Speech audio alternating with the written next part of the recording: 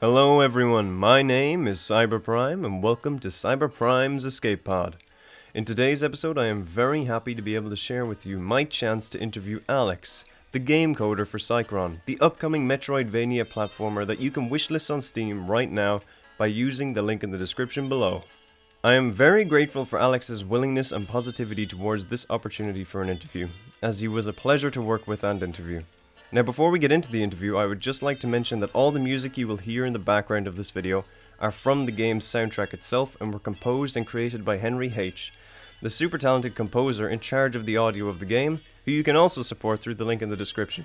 Also, if you would like to see some totally pro gameplay of Psycron... Yep. Oh wait, yeah, this is stupid. What am I doing? Oh, I didn't know. Yep. Why do you have a third face?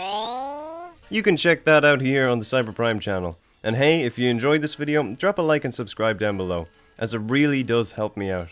But now, let's continue on to the interview, and allow me to introduce you to Alex.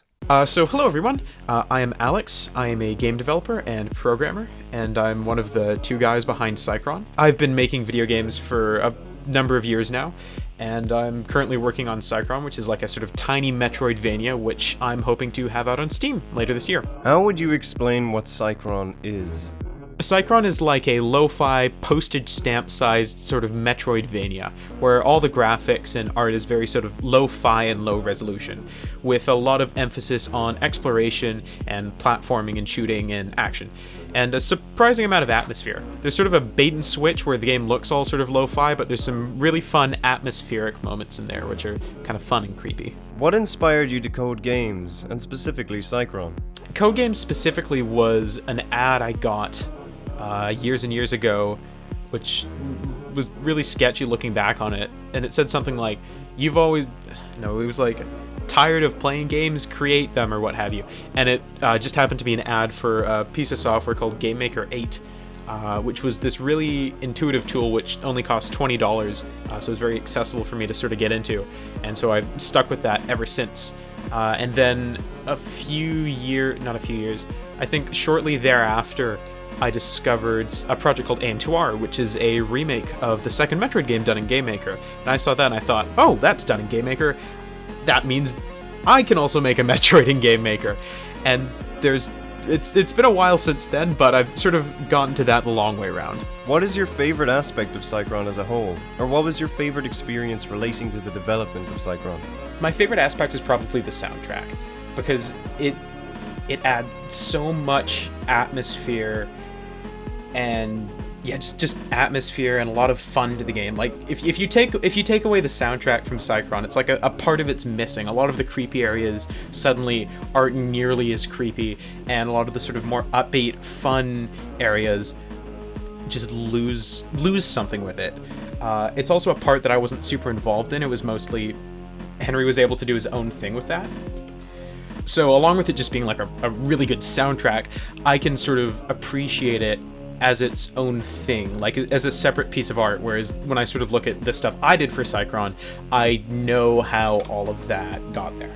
My favorite experience relating to the development of Psycron has probably just been seeing people play it. Like it's super gratifying to get to watch someone else actually sit down and play through my game, and especially in your case, I'm very sorry how much crap the first boss gave you. But as probably kind of frustrating as that was, it was really fun to see someone like actually stick it out all the way through and finally kill the boss. Just watching other people play the game and get a kick out of it that's probably my favorite experience relating to the actual development of Psycron. How did you find coding and creating Psycron? What was the funnest aspect to create, and what was the most difficult? The most fun thing to code in Psycron was probably the player. There's something really fun about just getting a character moving and having them animate, and sort of seeing that come together piece by piece is a really gratifying and rewarding experience.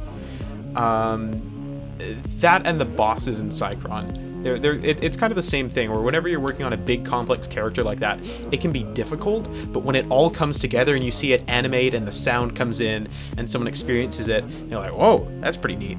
That's awesome. It's my favorite part of programming, It's really fun to make characters and sort of see them move about. So anything that's like an enemy or the player or what have you is always really fun to do, because there's a very sort of visual sort of feedback to that. The most difficult is, I'm trying to think, there's been a lot of stuff that hasn't been super difficult but more just annoying. Probably the most difficult has been oh, I can't talk about that because that's in a later area. I'll go for something simple and just say just the technical back end of the game. Like you may notice there's like a little sliding transition between rooms. That took a long time to sort of get to where it is, and a lot of fiddling, and it's still not 100% perfect. So like the technical things like the map system and sliding were probably the most difficult to implement. How did you find the creation of the soundtrack for Psycron? And what were your inspirations for its tone? The following is actually from Henry H., the composer for Psycron. I didn't really know what I wanted the soundtrack as a whole to sound like when I started. So I made the first song with basically no parameters and went from there. The biggest challenge was making each song unique while still making them work coherently as a whole. Over the course of development, The soundtrack started developing its own, own character. and I used recurring sounds and samples throughout. For example, choir samples, usually heavily mangled, are featured in almost every track. What was your creative process when crafting the lore and story for Psycron? So originally when I did the game design, I did like a design document when I was starting Psycron, and I sort of wrote a story outline. I had a concept which I wanted to hit by the end, and so I originally wrote a story for that. And then I handed it off to someone, and they gave me some good points on it. It was just kind of too melodramatic, and it just kind of got in the way of things. So I just sort of slowly cut back further and further and further on that. And there's bits and pieces of that still left in the game, but most of it's like things you see in the world, opposed to like straight up log entries. So I sort of started with like an original idea for it, and just sort of started cutting stuff out of it until I was happy with where it was at. Originally, the game went into like a ton of detail about sort of how everything happened and why the station is abandoned, but I actually found the whole thing worked a lot better when I just simplified it and left more of it up to the imagination. That created sort of a better sense of mystery, I feel, and was also a lot easier because I didn't have to write as much. How long has it taken to code and create Psycron in its entirety? We started around October of 2019, I think. Yes, yeah, so it's been from October of 2019 till development's probably gonna wrap sometime in August of 2021. So just under 2 years. So yeah. Without any major story spoilers, would you be able to let us know what your favorite enemy to face in Psycron is and why? I mean, I quite like the final boss. That's tough. I've a lot of personal favorites. I'll give you sort of two answers to this. In the demo, the security robot, because he was actually one of the first characters I drew for Psycron, and I'm a fan of his design. Like he's very expressive. His sort of legs wobble back and forth. He's got a lot of moving pieces there. And then it's not out yet, but the Area 3 boss is another favorite enemy. Does the first boss have a name or internal test name? As I would like to know what to call one of my newest gaming rivals, which I am very, very proud of finally beating, actually. Props to you. I should be giving you like a Psycron medal for putting up with that. You'll be happy to know that he's toned down in the final game. I noticed a lot of people he was giving a lot of people some crap. So he's much gentler in the final game. Yeah, internally he's just called security drone, but I'm gonna say this is canon now. Canonically, his name is Greg. Gonna go with Greg for now, because I think Greg's really fitting. It's like a good robot name, I feel. Slight sidestep for a quick second. What are your thoughts on the Transformers franchise? So, I'm unfortunately not super familiar with Transformers, but I did have this one Transformers plane toy when I was quite young. It was like I'm gonna look this up, because I can at least do you the diligence of finding out what it was called. Which one is it? Yes, it's this one. Oh, someone's made a website. That's very handy. Lugnut. The Decepticon Lugnut. That is kind of unfortunately where my familiarity with the Transformers franchise begins and ends. But that was a really awesome playing toy that I had. So there you go. That's my experience with Transformers. All right, very cool. Back to Psycron. How did you find your experience when creating a demo for Steam Next Fest 2021?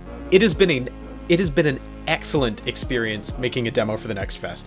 I was just expecting to like put it up and have some of my friends try the demo, but it's gone much further beyond that. I never would have expected like people on YouTube playing the demo and making let's plays of it and giving the characters fun voices and stuff. Like it just blew me away. And so okay, here's a fun sort of story. So before the days before the demo came out, we were averaging about 5 wish lists per day. And then the Steam Next Fest started. We were like, oh, it might be nice to get like 20 or something. That was our high hope, because whenever someone does a YouTube video, usually the wish lists bump up a teeny bit. And on the first day, we got 207. We effectively doubled our wish lists over a like half a week. So that was absolutely unexpected and incredible. I will say to any indies listening to this, if you're not putting out your demo for one of the Steam Next Fest things, you do it. It's however much time it takes you. It is an incredible way to get your game out there and get it in the hands of people and get some feedback and just sort of make yourself known a bit more. It has been an excellent experience. I cannot overstate that enough. What have you learned through your experiences creating Psycron? A lot about just design, project, time management, and how much I can realistically get done. I haven't talked about this much publicly, but this was originally supposed to be done by April of 2020, and as you can see, we've overshot that by a bit. So definitely learned a lot about just time management, what I can reasonably do, and so much in level design too. Making metroidvania levels can be pretty tricky, and a good way to learn what works and what doesn't is to go through and do a lot of them. The main deck you actually played in the demo isn't the original version of that area at all. That's like the third version of it that's completely different. So yeah, just a lot about level design and a lot about just time and project management and setting realistic expectations. Those would probably be the big takeaways from doing Psycron. Do you have any advice for anyone who would like to follow in your footsteps and develop video games? Yes, just make video games. Doesn't matter with what. Use Unity, use Godot, use GameMaker, use Scratch, just anything. Just start making games. The rest will sort of sort itself out along the way. Just start making games, lots of like small ones, and eventually you can work your way up to basically pretty much anything you want to make. Doing game jams is also another really good way. Game jams are like 48-hour, sometimes a bit longer, but usually 48-hour game development competitions where you have to make something within that 48 hours. That's a great way to really focus your learning and make sure you have to go through and finish something. It's also fun because you can get like sort of a full game out of the end of it. What would you consider to be your favorite video game and/or video game genre? God, there's a lot to choose from. I'm gonna be a bit of a cheese here and say Super Metroid or Super Mario World. They're very different games, but they both just set out to do something, and both of them just do it so well. I still haven't played a 2D platformer that's really beat Mario World for me, in my opinion. It's just, I can play it any day, anytime, any level, and I know I'm going to have a good time with Mario World. And Super Metroid is just, I mean, it's Super Metroid. Like, the atmosphere and controls and just everything about that are just, yeah, it's an incredible game. I also really love Metroid Fusion. I'm actually, I don't know why I'm doing this. I'm physically holding it and sort of looking at the box. But Metroid Fusion has had such a massive influence on Psycron in general, and just all the video game stuff I've wanted to make. I love the concept of that game, and it's another one where it's just like, it's like video game comfort food for me. I just always have a good time playing Metroid Fusion. And genre's probably Metroidvania, but I do really like a good platformer or rhythm game. How did you go about planning your level designs? Planning level designs. So At the start of development, I would draw everything in basically a slightly fancier version of Microsoft Paint and sort of plan out my levels through that and do like little notes there. That was for Area 1. Eventually, I redid Area 1 so many times, it's hard to remember what I did every time. Eventually, I'm looking at it now, sorry if my audio is a little strange. I drew out a physical map for it on graph paper, just with what the sort of map tiles would look like the mini-map you see in the game or the pause screen. I would sort of draw that out and sort of say it's like, alright, this item goes here, and then I'd fill in the level design. Area 2 was done with that same thing, but Area 3 I knew was going to be a lot more... It's Area... right, because you haven't gone to Area 3 yet. Area 3 is more of a... It's more of a challenging sort of platforming area. So for Area 3, I actually drew a mini version of what all the levels look like, and I'm actually staring at it right now. I'd like to attach that, but it's top secret, so I can't. So you'll just have to take my word for it. But in Area 3, I actually drew out physically, on graph paper still, but slightly larger graph paper, what the contents of each room would look like, and drew little notes scribbling there. Like what, certain event happens in certain room. So that's how I sort of plan my level designs out. Is there anything else you'd like to say to the viewers before we end off the video? Thank you, viewers, very much for listening to this sort of rambly interview with me. And if any of you have played Psycron or left a comment or done anything related to that, thank you so much. It means the world. It's a lot of fun to see everyone sort of trying out the game. And if you haven't tried out the game yet and you like metroidvanias, consider doing so, because you might enjoy it. Thank you, everyone, very much for listening to this interview, and subscribe to Cyberprime. And there we have it. I really hope you enjoyed this video as much as I enjoyed making it and conducting the interview. I'd like to say a sincere thank you to Alex and Henry for taking the time to answer my questions, and for of course making Psycron and its soundtrack. I for one am incredibly excited for the full release of the game, and I would highly recommend you to wishlist Psycron on Steam and support both Alex and Henry using the links in the description below. I am very happy that I've gotten a spiritual medal for Psycron due to my battles with Greg, and I shall look forward to keeping that medal by facing him once again when the full game releases. But that's all for now, so thank you so much for your support. I really appreciate it, and it really does help me out. I hope that I'll see you in the next one. Check out Psycron, and roll out.